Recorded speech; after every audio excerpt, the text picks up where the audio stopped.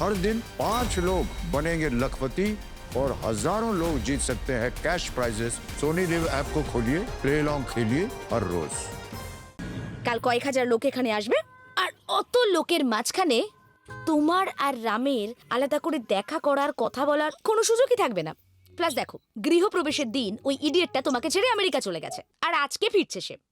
তো টেকনিক্যালি আজকের রাতটাই ওর সঙ্গে তোমার ফার্স্ট নাইট হবে।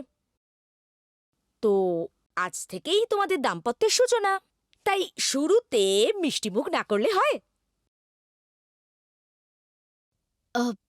একটা কথা বলো তো নেহা, তুমি বিক্রমের জন্য রোজ খাবার বানাও? পাগল নাকি তুমি? আমি আমার হাজবেন্ডকে স্পয়েল করতে চাই না। দেখো, মাঝে মধ্যে রান্না করলে পরে মানে খাবারের গুরুত্ব, আমাদের ভ্যালু দুটোই একটু বাড়ে।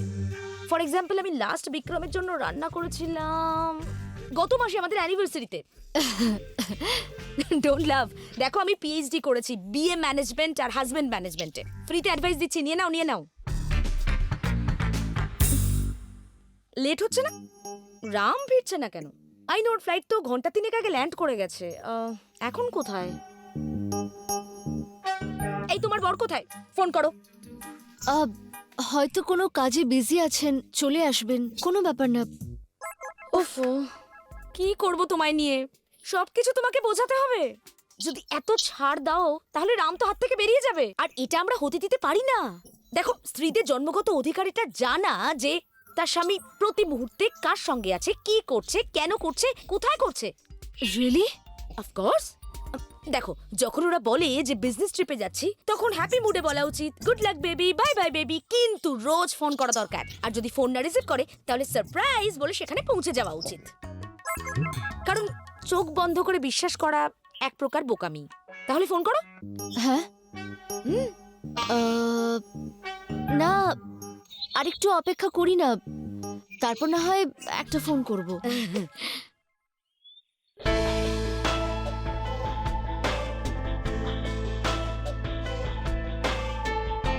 হ্যালো। আরে শোন না রাম, রাম, আরে শোন না ভাই। কোনো কথা বলতে চাই না তোর সাথে, কোনো কথা না। কথা বলতে চাইছিস না?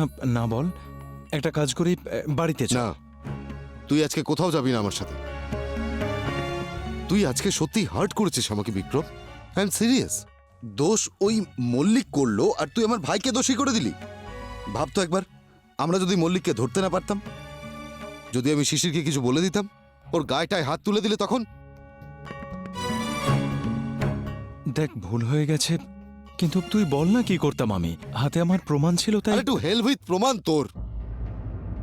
সে যাই প্রমাণ হোক না কেন, ও আমার ভাই। He is my brother. How can I mistrust him? সত্যি তোর ওপর আমার খুব মাথা গরম হচ্ছে। সেই জন্য আজকে তুই কথা বলবি না, শুধু বসে থাকে এখানে চুপচাপ। আমার বিয়ের সমস্ত জামাকাপড় মাই ডিজাইন করেছে। হ্যালো ঠাকুমা। বলো। ঠাকুমা, আজ এই সব রান্না তোমার বড়নাথ বউ করেছে।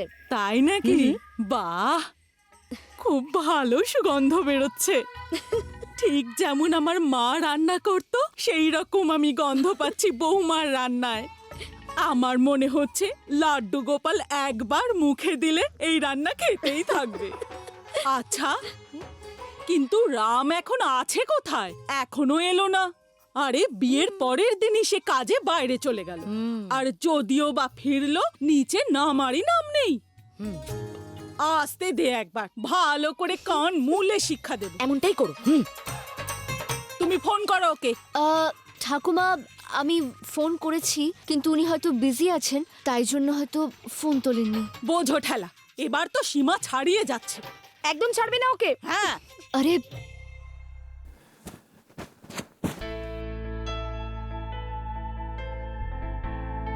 15টা মিসড কলস।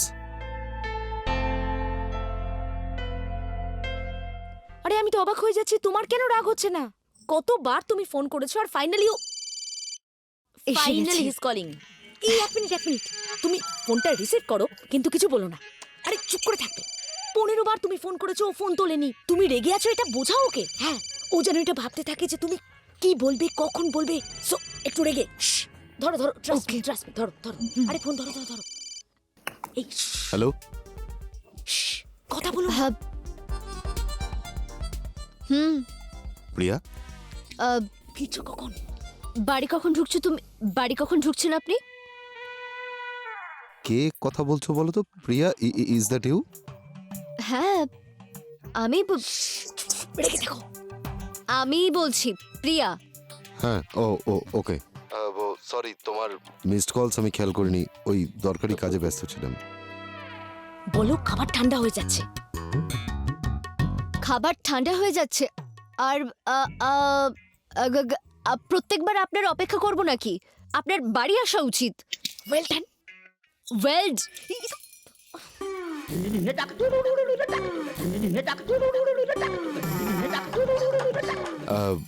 প্রিয়া, আমি এক্ষুনি তোমায় বললাম তো যে একটা দরকারি কাজে ব্যস্ত ছিলাম, যখন কাজ শেষ হবে তখন বাড়ি চলে আসবো। তোমার খিদে পেলে তুমি খেয়ে নাও, তাছাড়া আমি প্লেনে কিছু খাবার খেয়েও নিয়েছিলাম।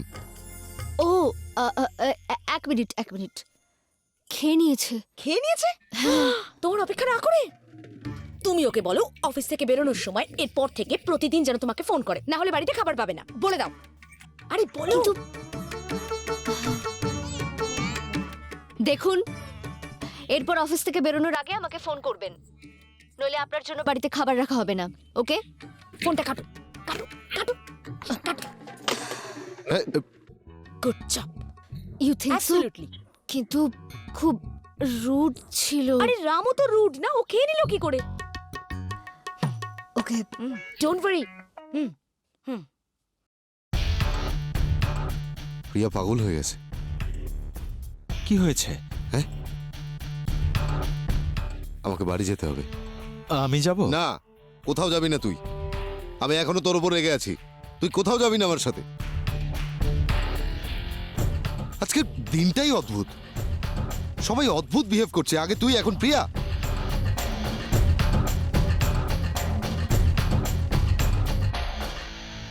প্রথমবার বউয়ের কাছে বকা খেয়েছিস, অদ্ভুত তো লাগবেই।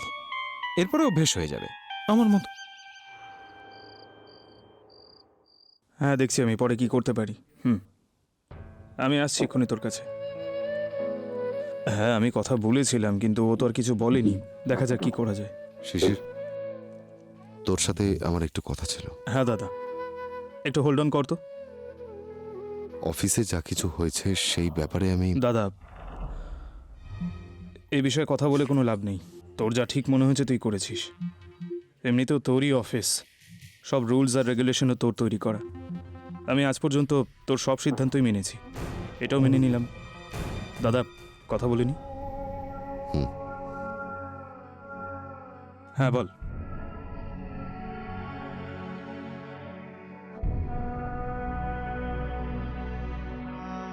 হ্যাঁ রে রাম, তুই এত দেরি করে বাড়ি ফিরলি কেন রে?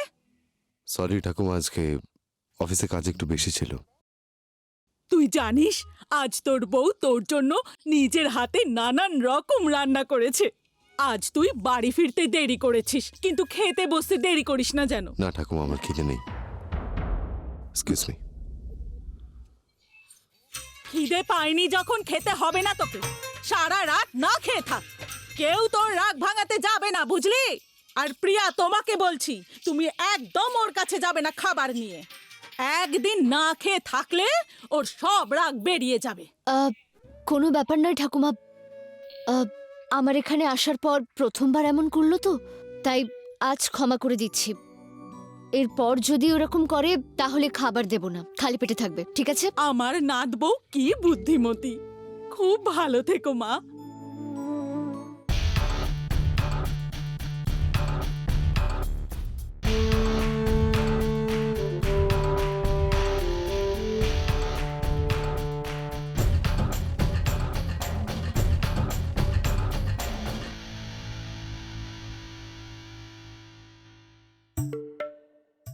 আমার বিশ্বাসই হচ্ছে না মিস্টার রাম কাপুর খাবারকে ইগনোর করতে পারে। তবে হয় কখনো কখনো আমাদের দ্বারা আনএক্সপেক্টেড জিনিস হয়ে যায়, যেমন আজ আমার মাধ্যমে হয়েছে। জানেন মিস্টার কাপুর, আজ আমি আপনার জন্য খাবার বানিয়েছি নিজের হাতে, সব আপনার পছন্দের জিনিস। আলু পরোটা, ফুলকপির তরকারি, ননভেজও আছে, কিন্তু ওটা আমি বানাইনি। অ্যাকচুয়ালি আমি বানাতাম না, কিন্তু তারপর আমি একা একা থাকতে থাকতে বোর হচ্ছিলাম, তাই আমি ভাবলাম খাবার বানিয়ে ফেলি, আমার টাইম পাসও হয়ে যাবে, আর আপনার আমার কুকিং জাজ করার সুযোগও হয়ে যাবে। আই মিন, একটা নতুন জিনিস পেয়ে যাবেন ক্রিটিসাইজ করার জন্য। তাই আমি তৈরি করলাম। সব খাবার একসঙ্গে নিয়ে এসছি স্যার। আমার খিদে নেই। আরে কিন্তু আমি আমি তো নিজে বললাম আমার হাতে- খিদে নেই। Seriously, what is wrong with everyone today? একে তো অফিসে এত বড় একটা কাণ্ড ঘটে গেল, মল্লিককে শাস্তি দিয়েছি বলে শিশির আমার উপর রাগ করে বসে আছে, বিক্রম নিজের খেয়ালে আছে, আর তুমিও ফোনে কি যেন উল্টোপাল্টা সব বকছিলে। কি দরকার ছিল এসব করার, এই রান্না করার? না, ওই আমি বাড়িতে বসে বসে বোর হচ্ছিলাম, তাই নেহা আরে বলছিল নেহা যে যাই বলুক না কেন, অজুহাত দিয়ে দিতে পারতে না তুমি? আর কেউ জানুক বা নাই জানুক, আমরা দুজন তো অন্তত জানি যে আমাদের বিয়ে কেন হয়েছে। কোনো টিপিক্যাল বিয়ে তো আমাদের হয়নি, শুধুই কম্প্রোমাইজ, বোঝাপড়া। যে কোনো বোঝাপড়া মানিয়ে চলা মুশকিল হয়তো, এখন এই সব করে তুমি সমস্যাটাকে আরো বাড়িয়ে তুলছো। Please, for God sake, just stop it. 1 minute, আপনি এসব ভালোভাবেও তো বলতে পারতেন। চিৎকার করছেন কেন আমার উপর? রান্নাই করেছি আপনার জন্য, কোনো ভুল করিনি। আর আমি জানতাম না যে আজকে আপনার সঙ্গে সারাদিন কি ঘটেছে। আমি এটাও জানতাম না যে আপনি ফিরে আসছেন, নেহা বলেছে। আমি ভাবলাম ঠিক আছে, আপনি দেশের বাইরে গিয়েছিলেন, বাড়ির খাবার মিস করছিলেন, তাই বানিয়েছি। বংশী কাকা, আপনার না খাবার হলে খাবেন না, কিন্তু আমার উপরে চিৎকার করবেন না। বংশী কাকা, এই সমস্ত খাবার নিয়ে যান আর ফ্রিজে রেখে দিন, আর কাল সকালে এনজিওতে গিয়ে দান করে দিন। 4-5 জন মানুষের খাবার বানিয়েছি, কিন্তু ওখানে 24-25 জন খেয়ে নিতে পারবে। এখানে তো কেউ খাবারের মূল্যই দিতে জানে না।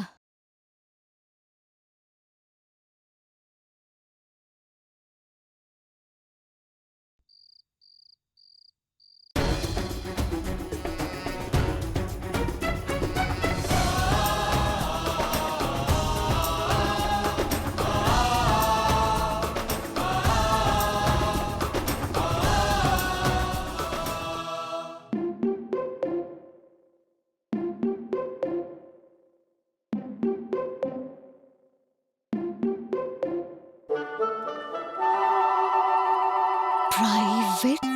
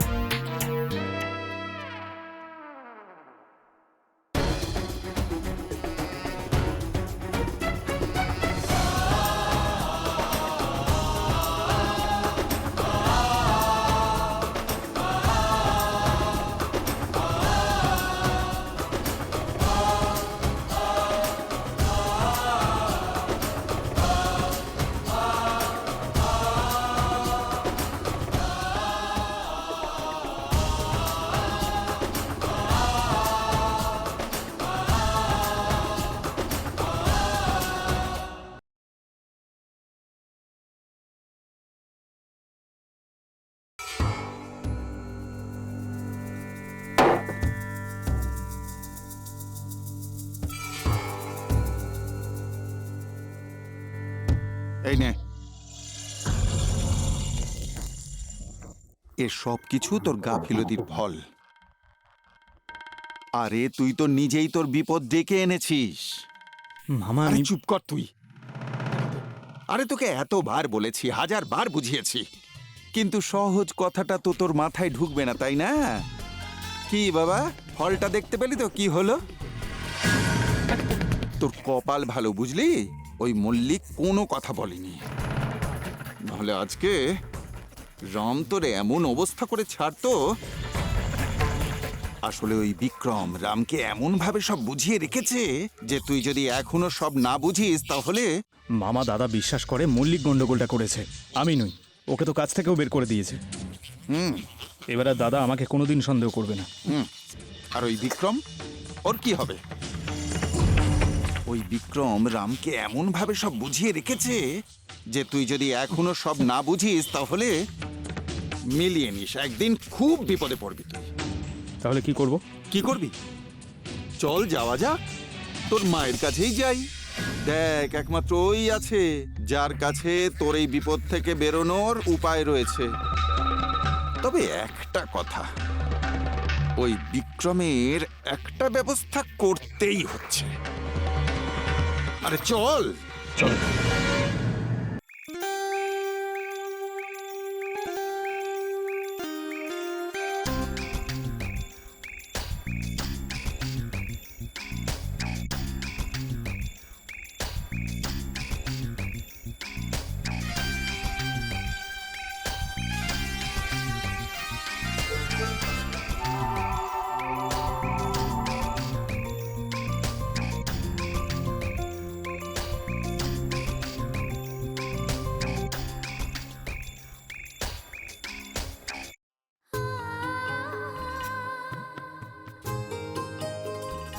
ঘুমালে কত ভালো লাগে, চোখ বন্ধ মুখ বন্ধ।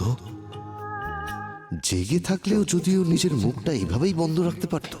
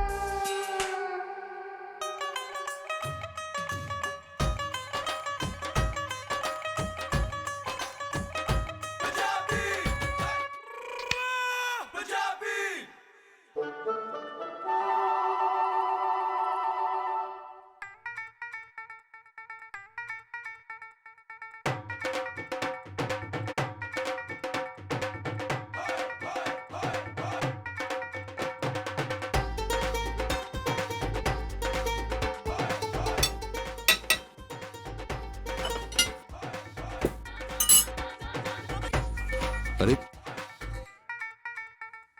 এগুলো গরম বেশি টেস্টি লাগে। For more updates, subscribe to our channel, click the show links and enjoy watching the videos.